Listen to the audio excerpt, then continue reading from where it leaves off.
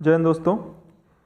नई शिक्षा नीति के अंतर्गत जो फाउंडेशन कोर्स की परीक्षा में परिवर्तन हुआ है, सिलेबस के साथ साथ पेपर का पैटर्न भी चेंज हुआ है।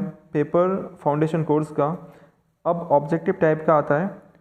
तो इसी क्रम में हम हिंदी का जो पेपर है फाउंडेशन का, भाषा और संस्कृति जिसका टाइटल है, उससे संबंधित पेपर आपके सामने लेकर आए हैं ताकि आपको एक आइडिया हो जाएगा कि किस तरह का पेपर परीक्षा में पूछा जा रहा है, ऑब्जेक्टिव टाइप के किस तरह के पेपर आ रहे हैं, कैसे पैटर्न पर आ रहे हैं। तो आप देख सकते हैं भाषा और संस्कृति का पार्ट ए का पेपर है, फाउंडेशन कोर्स आधार पाठ्यक्रम हिंदी का है।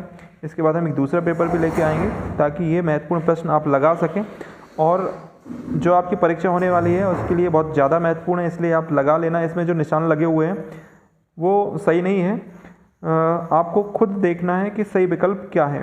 इसमें से प्रश्न मैं आपके सामने यहाँ दिखा रहा हूँ।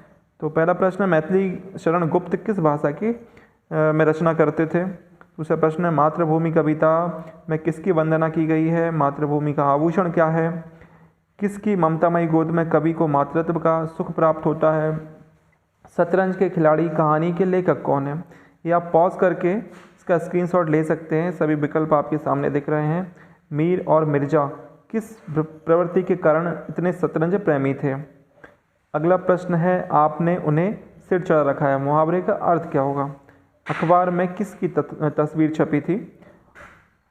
तो इस तरह के प्रश्न ऐसे पूछे जा रहे हैं, आप देख सकते हैं।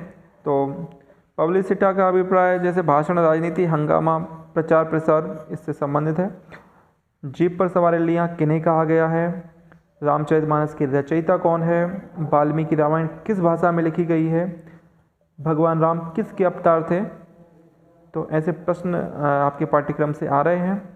उत्साह निबंध के लेखक हैं आचार्य रामचंद्र शुक्ल थे। उत्साह निबंध की भाषा है। पाठ्य पुस्तक में रामधारी सिंह दिनकर की रचना का शीर्षक है। दिनकर का अर्थ क्या है। ऐसे प्रश्न आप लगा सकते हैं। रामधारी सिंह दिनकर से संबंधित बहुत प्रश्न पूछे गए हैं, आने वाली परीक्षा में भी पूछे जाएंगे। रामधारी सिंह दिनकर किस युग के कवि हैं।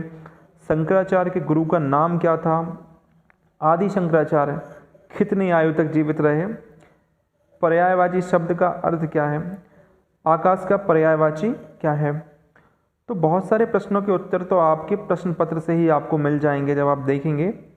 कौन सा शब्द गणेश का पर्यायवाची नहीं है। कमल का पर्यायवाची है। आदि का विलोम है। नदी जिस स्थान से प्रारंभ होती है उसे क्या कहते हैं। संधि के भेद कितने हैं।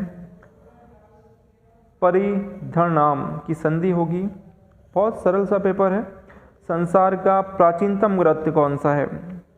मनुष्य के भावों की अभिव्यक्ति का सशक्त माध्यम है।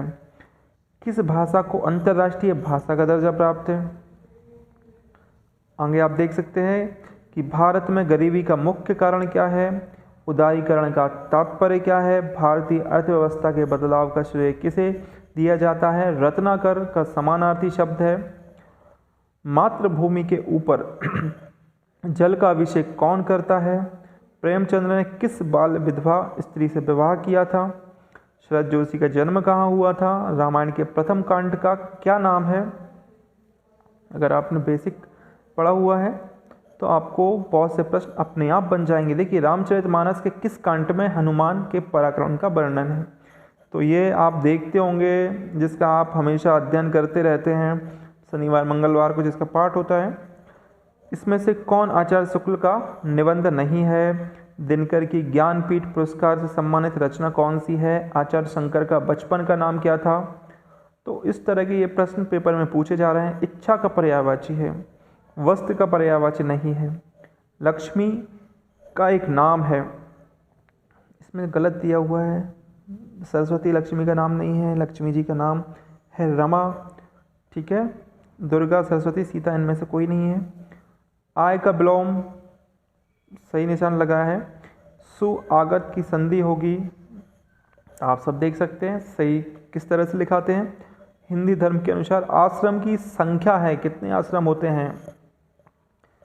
ठीक है, तो ऐसे प्रश्न पत्र, ऐसे प्रश्न आपके महत्वपूर्ण जो परीक्षा में पूछे जा रहे हैं उनको हम लेकर आए हैं। आगे भी लेकर आएंगे। जिसने अभी तक सब्सक्राइब नहीं किया है वो सब्सक्राइब कर सकते हैं, अपने दोस्तों को शेयर कर सकते हैं वीडियो, ताकि सबको लाभ मिल सके। जय हिंद, जय भारत। तो बने रहे हमारे साथ।